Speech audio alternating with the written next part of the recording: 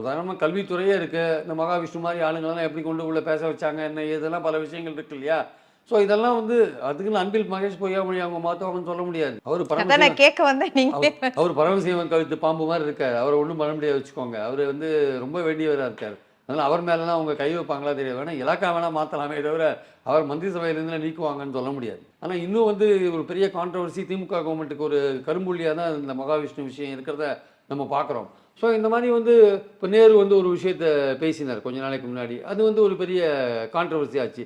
அதாவது வந்து திமுக வந்து கூட்டணி கட்சிகள்லாம் கூட்டணிலாம் மாறுற சூழல் தான் இருக்கு, அந்த அமைப்பு அப்படியே அமைப்பு போகாது, போகாது, இது 2026 வாய்ப்பு இருக்காதுன்ற மாதிரிலாம் பேசிட்டாரு.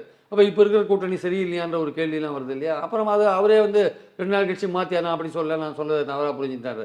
ஸோ இந்த மாதிரி ஃபுல் டைமாக கட்சி வேலை செய்யறதுக்கு அமைச்சர்களாக இல்லாமல் ஃபுல் டைமாகவே நீங்கள் கட்சி வேலை செய்யுங்கன்னு சில பேர் அனுப்புறதுக்கான வாய்ப்புகள் கூட ஒரு